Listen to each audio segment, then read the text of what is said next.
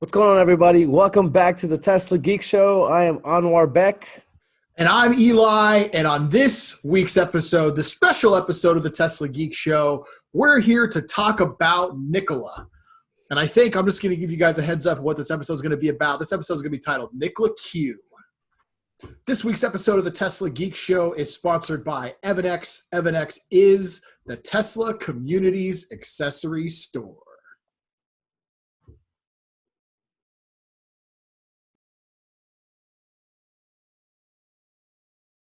All right. Anwar Beck.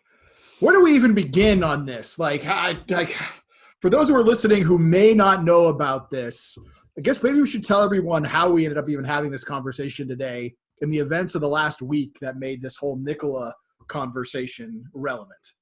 Let me do a disclaimer first. Before we get started, I know this podcast is named the Tesla Geek Show. You guys know Eli and I, we've joked we're 11 out of 10 Tesla fanboys, Elon fanboys.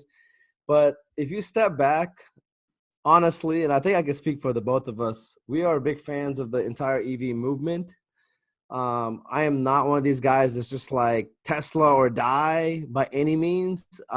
It's not, I don't even think that's what Elon or Tesla wants. They want to promote the whole mission of Tesla to accelerate the advent of sustainable energy. Elon has been on record saying if somebody does it better than Tesla, let them win. Point blank, like those words came out of his mouth, and I know he believes it. He's trying to do the right things for the world. So making that disclaimer, I gotta say too, like there are some other good vehicles out there that are electric. Don't get me wrong, none of them hold a candle yet to Tesla. But other auto manufacturers are making credible electric vehicles that do have a place in the market. Then there is Nikola. And we're back. Start this off. So where do I even begin, dude? Nikola Motors. All right. Here's why we're having the conversation, right? And this is why most of you have probably heard about Nikola Motors. Yesterday, day before, in the stock market, Nikola Motors share price went up over 100% in a single day. Just so you guys know, if you invest or don't, any stock that moves 100% in a day, that usually doesn't happen unless it's biotech or a company that went bankrupt and survived and restructured out of bankruptcy. Like 100% moves don't happen. And what makes it even more significant, what got even more news headlines, Nikola Motors hasn't delivered or even started taking pre-orders yet for a number of their cars. And their market cap is now over $20 billion, and it's worth more than Ford. Yeah. Ford, who delivers and sells over 1 million trucks a year. I honestly got blindsided by this whole, I've been aware of Nikola for a while, but like, I want to say a few weeks ago, my cousin that lives in Kazakhstan, his name is Sid, is my older brother. He reaches out to me and he's like, dude, what do you think of this company, Nikola? They're about to IPO. And I'm like, first of all, like, how are you hearing about this? That's when my attention was like, oh, wow, these guys are like marketing standpoint or something. They're doing something right because this guy is, he's into investing and stuff, but like they're talking about this. There's a lot of fervor pre-IPO, I guess, about this company. There is, yeah. And here's what I knew about Nikola until now. One, I remember Nikola suing Tesla, trying to claim that Tesla stole their design because there's some similarities in how the vehicles look. And there is some similarities for sure, but that's because both companies set out with the objective of making a car that was very aerodynamic. Like Tesla didn't design for aesthetics on the Semi at all. They designed for maximum aerodynamic efficiency because that's how you get the maximum value out of the vehicle. That's how you get how you spend the least amount of watts per mile. Instead of making a vehicle that had any type of aesthetic look, they threw all that away and say, how do we lower the drag coefficient? So yes, there were some similarities. I don't think at all Tesla stole it from them. So they sued them for that. Also, a while back, there was all these pre-orders from Nikola. And at one point, Nikola put out a show trying to claim that they were better than Tesla, saying we don't need our customers' pre-order money. So they refunded all the pre-order deposits, which, by the way, the whole market just looked at like, oh, hey, these guys aren't going to be able to deliver and they're going bankrupt. So they're returning people's money before they get any additional press. So what we've really known about Nikola isn't a whole lot, except for like they're trying to like be Tesla, but they haven't yet even shipped a product. But like, is everything that you're explaining is exactly right. But it's like we've all kind of chuckled at Nikola. I feel like it wasn't anything that anyone in the Tesla community took very seriously, especially this like, I think if you add up all their orders with which doesn't require even $1 of deposit, that's their claim to fame. They're like, we've got over $10 billion of sales in the pipeline, and I'm just like, it's B with a billion. We have a huge amount of orders. Huge, dude. Like it's literally that. Like I guess that's why. Like I don't know. Like this week is just like blindsided me, honestly. And then on top of that, my cousin is reaching out asking if he should invest and all this. I'm like, where did this come from? And that's when I think this is like hit the Tesla community. This is like the hot topic right now. To me, right off the bat, dude, explaining those two things before this like IPO, everything. Let me like back up a little bit and kind of like, I don't know if it was last week where they like raised money and IPO'd and all that, but number one, there's just all sorts of red flags, like major red flags. So let's talk about the biggest one you highlighted, which is, I mean, I don't even know if we could call it an IPO because it wasn't really an IPO. Let's talk about how they got onto the stock exchange, Anwar Beck. And you explain like why a company might, some legitimate reasons why people might do this, but also some of the reasons why you might do it if you have something to hide. Yeah, at a high level, like in layman's terms, it's called a reverse takeover. This has been a very sexy thing because a lot of these companies that why do you IPO? You want to raise funds, so you require a lot of capital to grow your company. It's a long, arduous process. Like it's crazy documents. Like you need a lot goes into it. Yes, it's costly and super lengthy is the short of it. So there's been this trend that I've been seeing. I follow this area pretty closely, this reverse takeover where you buy a private company that is on the exchange, and then you can basically like you acquire just to be, because you now own that company that can be listed publicly, then you avoid all the costly and the lengthy process, and then you can just, you go in there kind of like edit the sticker, you can call it Nikola, and all of a sudden you've kind of IPO'd. So they call it a reverse takeover. So what you're saying is they bought this company, took the shell of that company, put themselves into it, and then said, here, you can buy our stock on the stock market. Yep. First red flag. Second red flag, and this is where like when I'm talking red flag, these are just like blaring signal telling me stay away from this shit. The CEO, who, by the way, is no longer CEO. He hasn't shipped one product yet. He's already stepped down as CEO, Trevor Milton, and he's made himself the chairman of this company. So they're going to hire a CEO to execute, basically, on this guy's vision. So this Milton character, I think right around the IPO time, sold a company that it's like one of his like shell companies, I think, sold $7 million worth of Nikola shares. Oh, no, 7 million shares, $70 million worth. Yep, right after the company. Yeah, unlike Elon Musk, who's like never sold a share in Tesla, this guy dumped $70 million in shares right as this thing went public. And then he's on Twitter bragging about how he doesn't take a salary. I'm like, bro, you just got a $70 million payout from your company. That's your salary. By the way, late last year, I think in November, this dude, Milton, sets a Utah record of a real estate purchase. He purchased like a massive 2,700 acre ranch for over $32 million. I bet you he's got it in a trust with his kid's name on it. So when the SEC comes knocking, they can't take it away from him. Yeah. So, I mean, like, red flag. And then the biggest red flag to me is just like this media frenzy. To me, the way I look at Milton and Nicola is, how the Tesla Q community, they have this like vision of Elon. In their head, Elon is a charlatan. He's a, snake oil salesman. He doesn't have anything. He's not done anything. He's just really good at marketing. This is that guy, dude. Like, it's like real life. This is him. That's dude. That's everyone's reaction. Like, he is what Tesla Q thought Elon Musk was. Yes. This was the guy that made so many people not trust Elon. Yep. Like, this is it. Like, this is exactly the living embodiment. Yeah, the living embodiment. Like, it's so amazing, dude. Like, literally, you can, and again, like, everybody, yin yang, right? The world is always balanced. You got this plus and minus. So like, although like I don't stand with the Tesla Q community. I don't believe in what they're touting. I don't mind this, like, we're the positive side. You got to have some people that show the negative, but this is literally the living, breathing example. Or like this Trevor Milton guy is, like you said, dude, Nikola Q, like he embodies that, dude. So check out my screen here, and you can't make this up. So I got one of his tweets up. This was from a few days ago when 2 days ago when their market cap went ballistic. Trevor said, I wanted to say this my whole adult life. Nikola is now worth more than Ford and FCA, nipping on the heels of GM.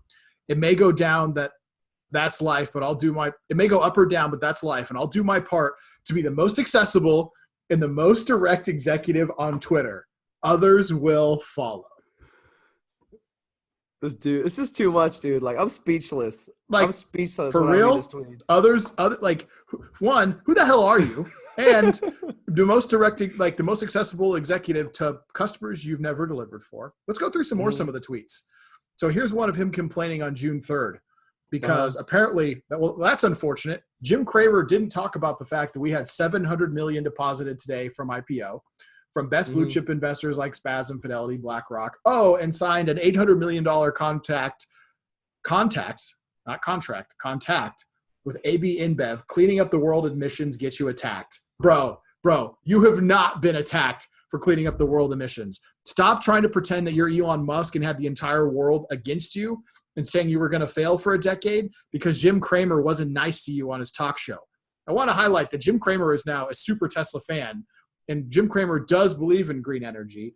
Jim Cramer just calls bullshit when he sees it. So here's another one as well. He sent one out today that I had to chime in on. Let me share my screen so the audience can see this one. Elon Musk is unstoppable. I love it.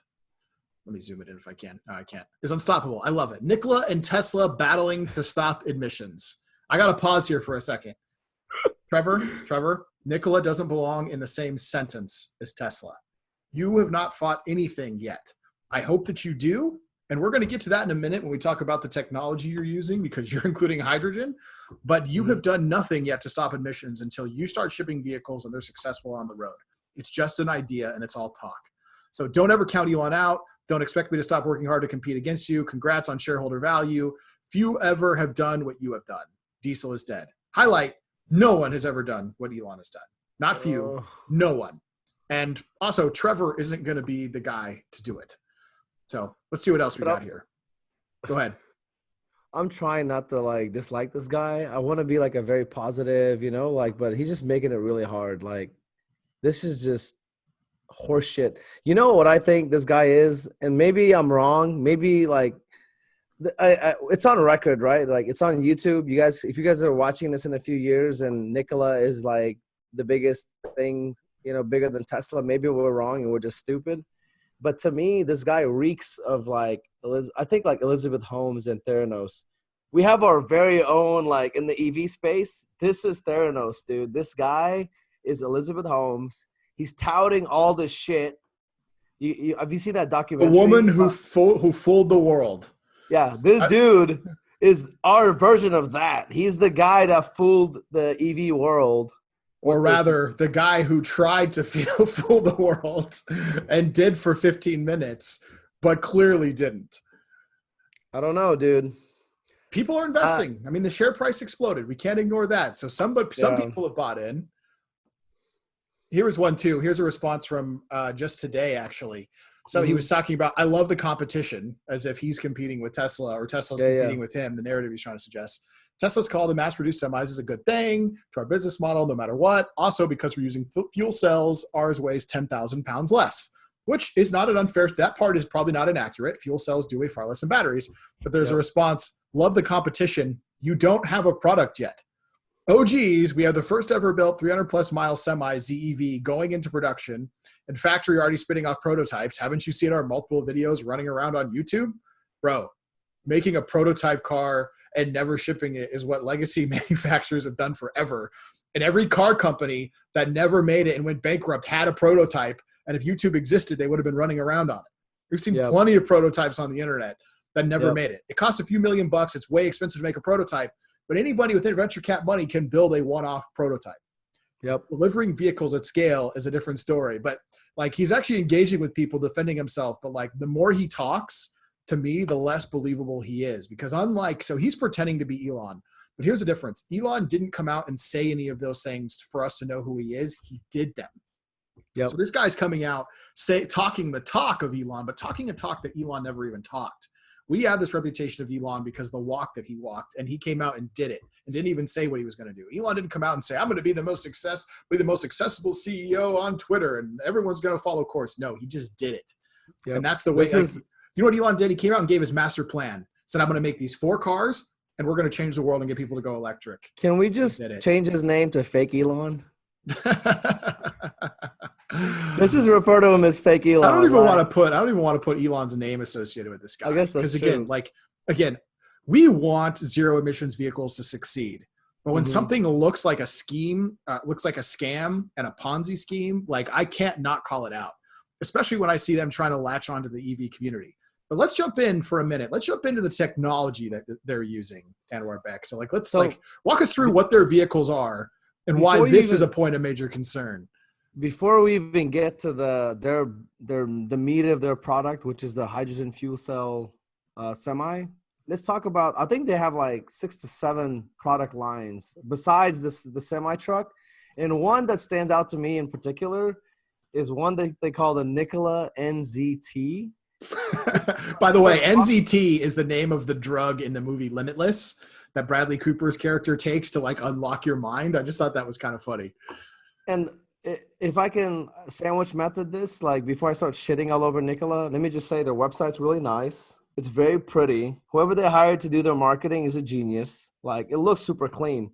But let's like take all the, okay, so NZT, scroll down, dude. I'll tell you the stuff that like jumped out at me. So if you go to the NZT, their charging range that they claim is 150 miles. First of all, for this vehicle, I actually like the look. I think it looks super cool. Now, go down, click on powertrain. The battery capacity for that tiny ass vehicle is more than Eli's P100D Raven Performance Model S. So for 125 kilowatt hour battery, all they're getting out of it is 150 mile range. I just don't understand. Like, it makes absolutely no sense. You see that 150 right there, up to 150 mile range with a 125 kilowatt hour battery. And they have some qualifiers at the bottom that was hoping would be positive, and it just says, hey, 35-inch tires on and on off-road. Also, their 2-hour to charge time is only charging to an 80% state of charge. So on fast charging, it's going to take 2 hours to 80%. I like the look of it. I mean, to me, this NZT or whatever they call it is kind of like Tesla could do this with their Cybertruck model, I feel like. But they'll put like a 20 kilowatt hour battery will have the same range. So that's why I'm like, I don't know the specs of their EV technology, their batteries, but it just doesn't line up. Like, if Tesla put a 125 kilowatt hour battery, and even in the Model S, it would get like 600 miles of range. Yeah, it doesn't make any sense. Like, I don't understand how that's possible. Like, something's wrong. There's something wrong. Yeah.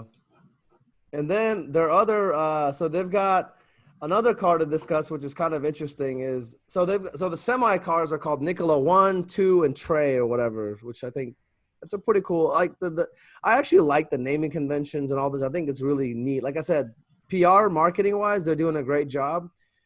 Before we get into the semis, dude, go to the Badger, Nikola Badger. So this is a big deal because the Badger is the vehicle that they're about to take pre-orders for in like 10 days or something.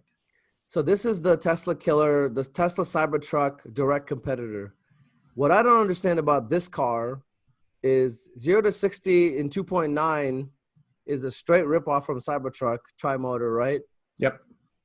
But this is the one that's like, I'm really confused on the direction. You see the powertrain? they're claiming that this thing is not only battery electric, but in the future, you can switch it to hydrogen. Like I pick one. Like I don't understand. They've Like made it just a doesn't make sense to hybrid. me. Yeah, it's the No, first, I guess, hybrid vehicle. They're It making looks cool, a dude. hybrid hydrogen vehicle.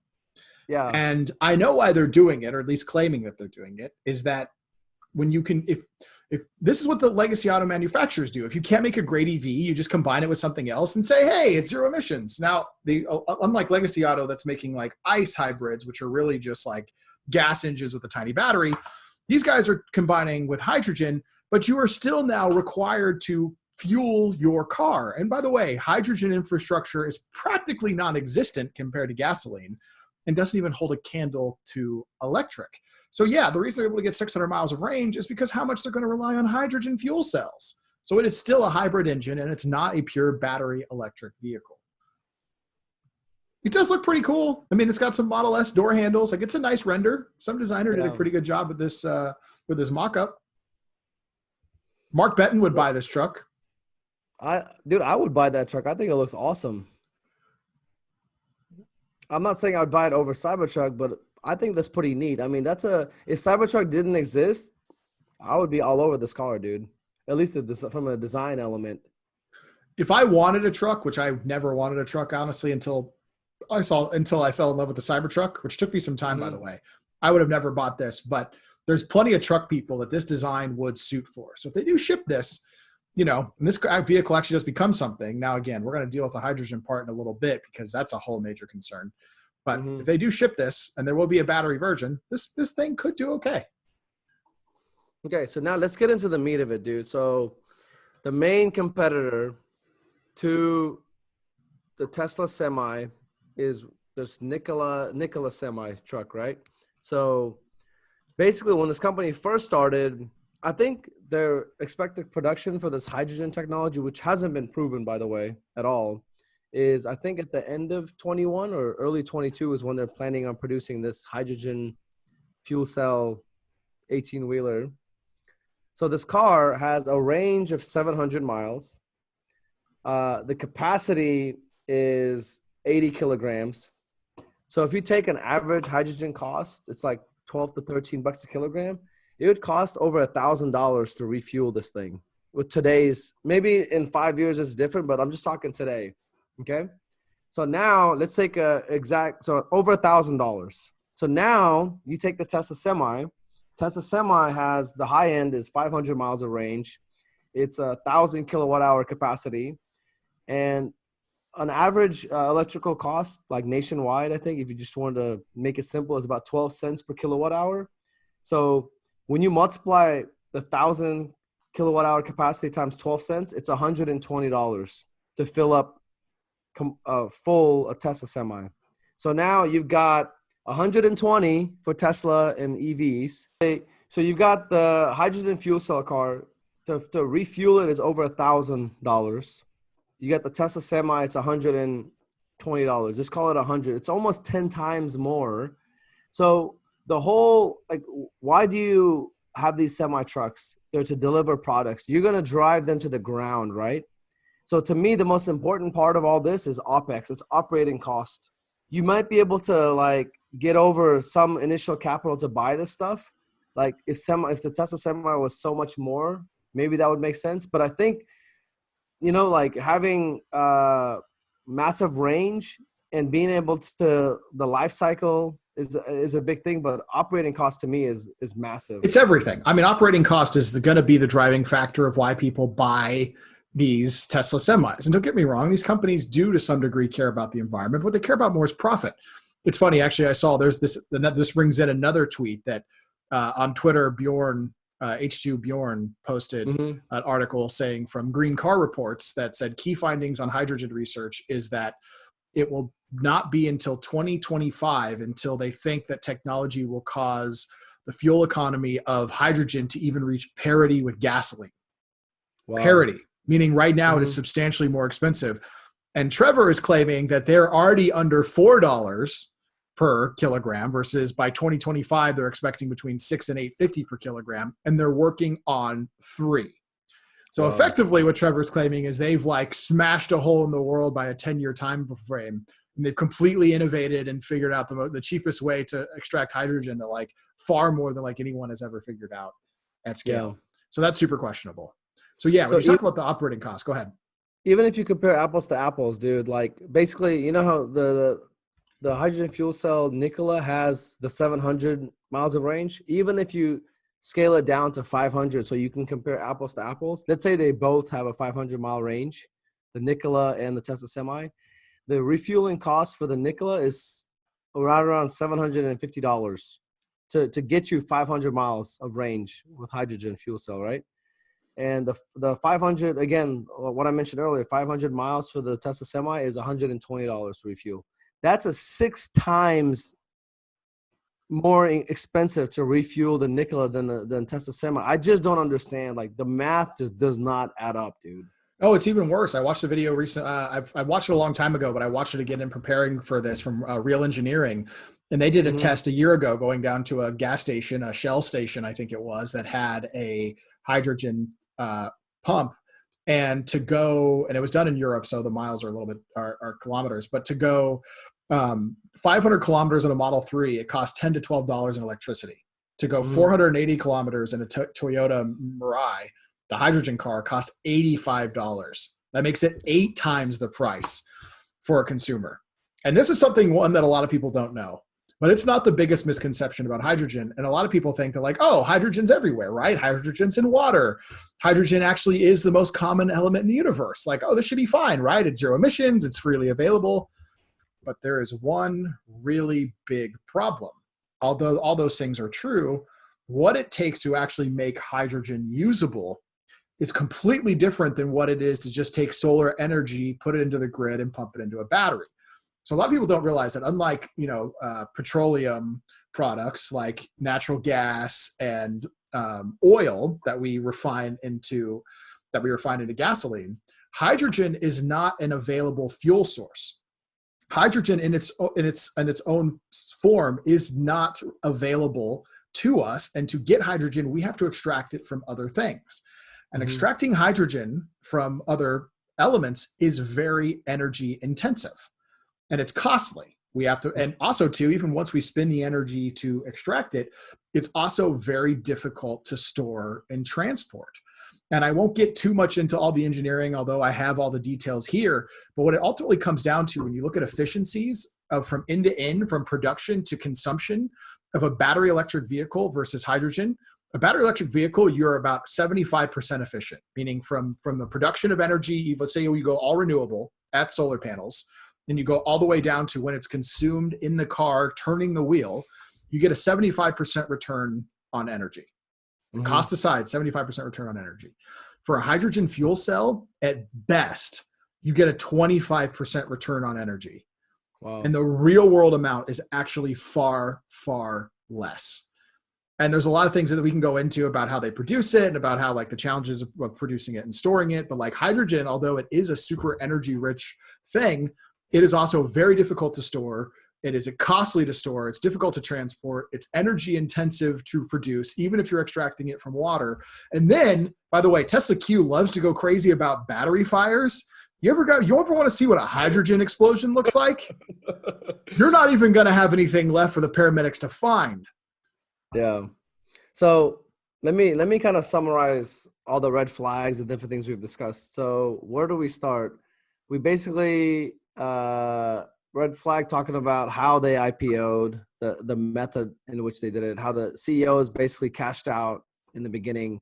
They haven't scaled. I mean, these are massive. Each one of these could kill a company. This dude's got like, it's not, to me, this is that like Trump type thing. Like he can't do no wrong. He's doing all these things that like anybody else did it, this company would not even exist. But something is like strange. And I think you have a little bit of a theory that maybe honestly, this seems like some big oil bullshit, man. And here's why. One, to throw a player out into the marketplace to muddy the water, to be a competitor to Tesla, even if it's on paper only, that this house of cards is not going to last. There's some games there, but also the energy market wanted, if hydrogen could have worked, the energy market would have shoved hydrogen up our ass instead of us letting us have electric vehicles. Yeah, it's true, because here's why. Hydrogen is a fuel that we can't produce ourselves, which makes us dependent on them. They control production, they control the supply, and now we're back dependent on these same people for our transportation and energy. Unlike a battery electric vehicle that we can literally go right from the sunshine on our house to our Tesla power walls that we own attached to our house to our car and never interact with them, means they lose money. Yep. Like the energy business, like, you know, you worked in oil and gas, like you need to be able to control the energy supply. Yep. And with that, you take away the ability from the consumer to provide themselves their own energy for transport. And at that point, you control the production, you control the supply. And once again, we have a new monopoly on energy. Because to be quite honest, they don't actually care whether or not the energy they're selling you is green or not. If you're more willing to buy green energy, they have no problem doing it. It's better PR. But the key is they want to control energy supply. Going down the route of hydrogen would give them that. And, you know, the CEO of Nikola even talked about that too. He said, look, we're worth more than our competitors. We're going to make 5x more money for the lifetime of our trucks because you're going to have to buy energy from us. It's like, that's why I don't want to work from you. I don't want to have to buy energy from you. Like I charge with Tesla superchargers because they don't scalp you on prices. They're actually the fairest prices. I also have a bunch of free supercharging miles. But if I didn't want to charge a Tesla, I don't have to.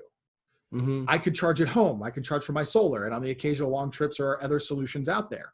But with hydrogen, it's going to be just the same thing as before. The freedom from the pump, they're trying to connect us back to it. Yep. Free the pump. The F the pump movement, baby. F the pump. F the pump. Shout out to Will. Yeah. So you are on the exact right path. My final major red flag has to do with supply chain. So you mentioned oil and gas. I used to work in the oil and gas industry. I'm very familiar. This is like, how did oil and gas business really begin? With Rockefeller, Standard Oil, right? So this dude originally gets into the refining, then the rail transporting part of it. Then he goes into buying the exploration part of it, like the oil companies to actually explore. So they control the entire chain in the business, vertical integration, right? Vertical integration. The thing that pisses me off about Nikola is he keeps shouting from the mountaintop that they're a vertically integrated company, which they're not. Like, this is like he's calling, like, if there's a car right here, he's like, here's a black car, but it's white. Like, I don't understand. Like, it's like Trump fake news type shit. There's like, what they're doing is not vertical integration. They do not own the factories. They have somebody else. And CNH Industries is making their fucking cars. They don't own the tech for the self-driving or any of that stuff. I don't think they own these refueling stations and different things. It's basically he's outsourced his entire. They like the refueling stations don't even exist yet. So yeah, but like the only thing that they have that this Trevor guy is claiming is like I guess maybe some IP and really good marketing, but like, dude, they literally own none of the supply chain. I don't understand why he keeps saying that they're vertically integrated. He's claiming that they're like Tesla. Tesla makes their own batteries.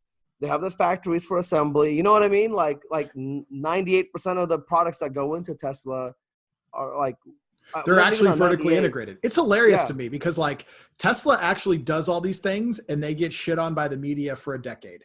This guy comes out and claims that he's doing all the things that clearly they're not. And they, at the very least, even if they are, they have no proof of. And the response is like, oh, look at all these things they're promising to do. It's like, well, wait a minute. They're not promising to do anything new other than use a technology that is clearly not the best choice. It's mind-boggling to me. But I think part of what they did a good job of doing is I think they kind of astroturfed this. And one of the places where I started getting suspicious, and it was even before the run-up, there's a number of guys on TikTok, kind of smaller financial like creator guys that are like, yeah, I never trust because they're so scammy. But I saw them making these videos. They'd be like, you know, the one stock that I haven't been as excited about since Apple is Nikola. Like I've seen this happening over the past couple of months. And it's like, it looks like a very intentional AstroTurf campaign to make it seem like there was a grassroots movement behind these guys. That's what you do, by the way. If you're trying to create what seems like a grassroots campaign, you don't use big influencers. Because anytime a big influencer does something, the audience knows it's a brand deal. It's bullshit. But when some small guy who doesn't have a huge following, they think they're being legit and genuine. So I saw, like, I didn't expect this run up happening.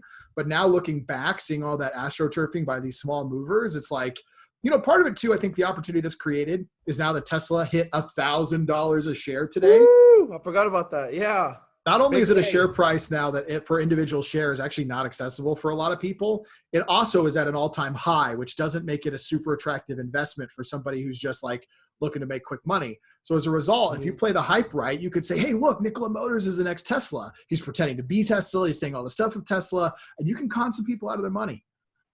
This is, dude, you hit the nail on the head. To me, if I had to simplify this run-up of Nikola and this interest, it's the FOMO of people that missed out on the Tesla ramp up from $20 when we were buying this thing to over $1,000, which is crazy. And the other part of it, honestly, I think is this part of the investment community that just fucking hates on Elon, and they want anything but Elon. Like, so it's like they've got this toxic individual, in my opinion, like what he's doing. I think a lot of investors are going to lose a lot of money in this long term. I do got to give a statement real quick. We are not financial investors. We're not giving any financial advice this entire video. We are just stating our opinions about the situation, the data presented to us. If you need specific financial advice, see a registered financial advisor. Thank you for saving me from a lawsuit.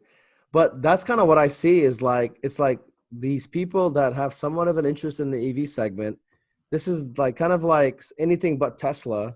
They're FOMOing into the stock because they're like, oh, we missed the Tesla run up over the last 10 years. And this could be the next Tesla. And it's like not Elon Musk. I really think there's no substance. There's no concrete. There's not one car being sold. There's no network of charging or this hydrogen fuel refueling stations. It's all vaporware, dude. This dude is like such full of shit. But, and again, like stock market sometimes doesn't make sense whatsoever. But to me, this is like I said, honestly, we have our own Elizabeth Holmes. I really think in 5 years, we're going to look back and be like, damn, remember the Nikola scandal? It's that, dude. And we're just like front row seat. I'm not touching this stock. I'm not like, I'll just like a spectator from the sidelines, but this is, dude, way too many red flags. What got me energized and into this was seeing the comments of like the classic people being like, oh, well, Tesla fans just can't support. Shut up.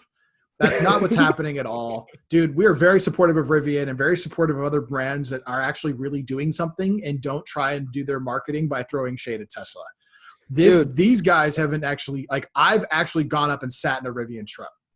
Yeah. Like, I've seen this thing in person. I've seen this thing driven. Like, we know a lot about the CEO. Like, they're really about, like, they're not out here making these big flashy promises and bragging about their $10 billion in unsecured pre-orders. Like, they're doing the things that a legitimate company would do. They're not doing some reverse listing where they acquire a company and get on the stock market without, by the way, one of the reasons why you would do something like that, one of the benefits you get by doing this reverse acquisition thing is you don't have to go through financial scrutiny that is normally required in an IPO. There is a lot of auditing and financial underwriting that happens in an IPO that my guess is none of the big financial firms would have ever touched Nikola if they could have seen what was really going on. So again, like I would love to be wrong, but like everything that they're doing just screams fraud, screams scam, screams that there's something going on we don't know about. It screams they're trying to produce money, buying themselves enough time to make it work.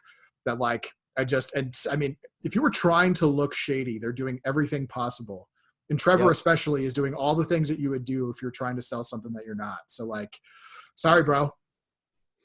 And open invite, dude. Like, I know we're kind of shitting on this company, but Trevor, if you want to come on the podcast and like educate me and Eli on it, please, dude. Like, we're all about it. And I'll reiterate. Come tell us why we're wrong. Come tell us why we're wrong. I'll reiterate when you mentioned Rivian. I think I'm on record even a year ago stating this. I've got this feeling that what's the big moves happening in the EV space is going to be something. We're going to duplicate what happened in the cell phone space. So Apple created the iPhone, 2010? Our EV space's iPhone moment was when Tesla came out with the Model 3.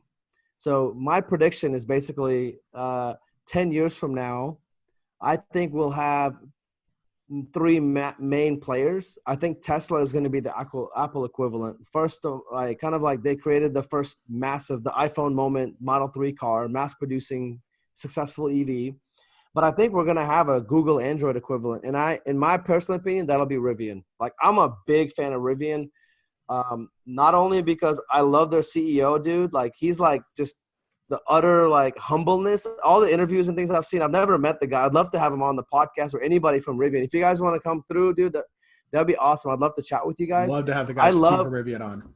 I love how they worked like stealth mode for 10 years on all their technology. And like just recently, like in the last, I think 12 months is when we've really been hearing, but these guys started over 10 years ago. I love They did, that. and they had to make some pivots too. That's part of it too. Yeah. They initially went a certain direction. They had to change direction. Yeah. So that's what I'm thinking. I'm thinking Apple equivalent is Tesla in the EV space. Rivian is kind of like the Google. And I guess it's a little bit of a dramatic statement, but I think all these other traditional OEMs, Ford, GM, everybody else, I think they're all just going to fail and collapse into one. And they're going to be the Huawei equivalent, like the Chinese mobile maker. The Huawei, yeah. Like, honestly, I think that's what's going to happen. I think there'll be three main players in 10 years. Like, all these other ones, it's kind of like if you don't evolve, you're going to die. Yeah. I do think that Rivian will be a player. I'm not so sure whether or not Rivian is going to be the Android, though. And here's why. Because Rivian looks like they're making good progress. And once I get to drive the vehicles and see them in production, I'll be able to give a better comment. But it does look like Rivian's going to do a good job at the upper luxury inside. Like, cars that would compete at price points with the Model S and Model X.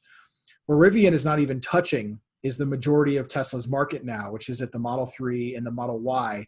And not just the majority of Tesla's market, but the majority of where consumers are buying cars, right? At the price point of Model 3, Model Y, there's hundreds of millions of more buyers than there is at the price point of the Model S and X. So I think whatever company becomes Android is because they're going to actually offer another more accessible mass market solution that I've yet to see anybody credibly on the path towards. And again, I think Rivian's gonna be a great player. I'm excited for their products. I'm excited to see them out there and experience them. But again, that they're just so early. Like they're where Tesla was in 2012. Yep. Right. Like we're introducing the luxury vehicles that I think in hopes they go down market from there. But I think time will tell if they be the ones that do that, whether they just stay higher in luxury and I think the Android player may not even exist yet. I think Tesla has such a ridiculous lead and so many other legacy autos are just not doing it right. I think somebody could probably start today and actually become the Google or become the Android operating system. Again, it's harder to compare because the unfair thing is Apple iPhone is a product. Android is an operating system. The more fair comparison would be like comparing the iPhone to the Samsung Galaxy because those are actual products. Because there's a lot of phones that have Android that suck and cheap phones. Unlike Apple, they only put iOS on their product. So like they have the brand. And now Google Pixel exists, but it never really did as well as Galaxy. So really Samsung Galaxy became the real like product competitor to the iPhone. Yep. So another company that's like been working kind of quietly under the scenes that I'm super excited about is Lucid Motors. I'd love to have those guys on as well to discuss. I mean, like I almost put a deposit on the Lucid Air. That's a super sexy car, dude. It's definitely like they're in a little bit of a different segment of luxury. I look at them as like the Mercedes Maybach version of Tesla. I don't know if Tesla will ever make anything to that level of luxury. I mean, you know what I'm talking about, right? Like they took like a 500 Mercedes and they just like put as much luxury as they could. Like that's Lucid to me, but what is it, 400 plus mile range. I think it had 1,000 horsepower. It's like a Lamborghini, but like also like a limousine, like type of Maybach. It did. They went with that they went with that super high end, not quite as minimalist, but they went with that. They went with a very different approach to their interior. No, it's exciting. I can't wait to ride in one. That's why I'm making this disclaimer. Like, it kind of sounds like when we're shitting on Nikola that we're just like, oh, Tesla fanboy, like diehard. If it's not Tesla, then fuck it. That's not what we're saying at all. Eli and I both are saying, yes, Tesla is on the right path, but we're excited about Rivian, Lucid, companies like this. But Nikola is just not it. Like, and hey, I was on the record on E4 Electric when they first released the prototype of the Porsche Taycan or the Toucan as it came out. Started out as the Taycan, came out the Toucan. Yeah. I had planned, I actually was like, I was interested, thought that'd be a vehicle that I might buy. And then the final design didn't look really anything like the initial prototype in a meaningful way. And they added the second gear, and then the price point was just absurd. And I was like, okay, between the three, they lost me. But initially, when I saw the Taycan, I was like, all right, like that looks like some Tron car from the future. Yep. And the stats they were promising were good. They were promising at a good price point. Now, granted, ultimately they did the legacy auto thing and they pulled a bait and switch on us. But had that car shipped it the way that they had originally presented it, I would have one in my garage within a couple years.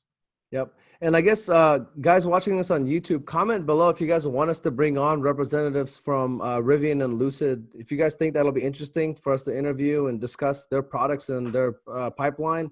If you guys are interested, we'll definitely do that. We'll try to connect with both those companies, but it'd be awesome to kind of get to know more about what they're doing. Totally agreed. Yep. Well, I got to say, guys, go ahead, Anwar Beck. I was just going to say, summarize this for me, dude. Like, I feel like it's been nothing but a shitting on Nikola session, but I'm just trying to be honest.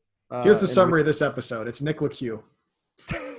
And really, though, I want to thank you guys for listening to our rant about this. We actually I called Anwar back at like 6:30 this morning, right when I first woke up, and was like, dude, we need to record today. Are you available right now? And he's like, give me 3 hours. It's like, we need to get our thoughts out on this, because like I'm watching this go down, and I'm like, I can't fire off enough tweets fast enough to give my full thoughts and opinions. So thanks you guys for listening to this episode, and we'd love to hear your feedback on the YouTube comments, on Twitter. Let us know what you think about what's currently unfolding. Peace.